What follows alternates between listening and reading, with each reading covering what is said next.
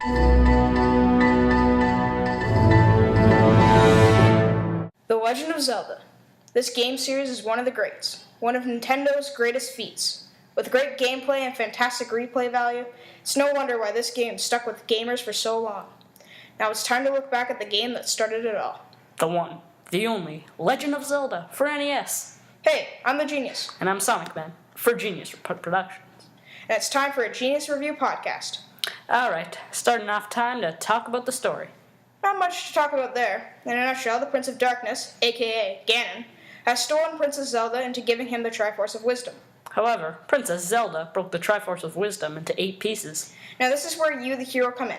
Taking the role of Link, or whoever you decide to name your hero. You have to go through all 8 dungeons and collect the pieces of the Triforce of Wisdom and go to Death Mountain to rescue Princess Zelda. But with the power of old people and Link's ability to find whatever he needs in a secret room in a dungeon, he has more than enough help. This story has me intrigued. Alright, moving on. Let's talk about graphics. For its time, The Legend of Zelda was an amazing game when it came to graphics standards. That's true. The great mountainous areas and dungeons have had some pretty nice detail. From the cracks in the mountains to the way the walls look in dungeons, Nintendo put a lot of detail into it. Even Link looks great for an NES game. Little details such as how small his shield has a cross on it, and how his item colors change when he gets a new ring. The small details really bring out the game's greatness.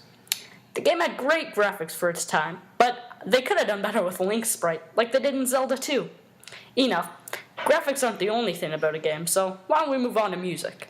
Now this is where I feel the game takes a back seat. I don't really know if it's because the cartridge ran out of room, but the game only really has 5 songs. The first is the classic overworld theme, the one we all know and love. The next is the dungeon theme that plays in most of the dungeons throughout the game.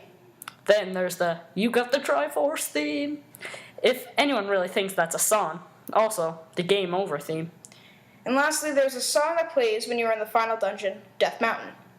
Because there are only these songs, I don't really know what to say. Sure, there aren't many, but it doesn't seem to be a problem. The songs don't get that annoying, but there aren't really any songs to get you pumped up for boss fights or anything. I agree. I think for each dungeon, they should have a different song. And when you're in the mountains, they should have a different song than they do when you're in the forest. Speaking of boss fights, let's move on to gameplay. The gameplay is fantastic. All the items like the magic rod and magic sword make you feel like a murderous killing machine. I find it awesome when you can just go around beating the crap out of enemies. The gameplay is great. It's really addicting. The dungeons are challenging, which adds to the fun. It's not one of those games that's too hard, but it's just right to be fun. The enemies were creative and definitely fun to destroy.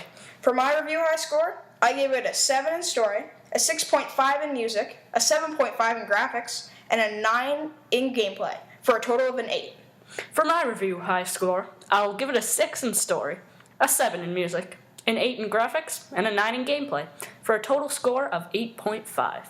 Thank you guys for watching.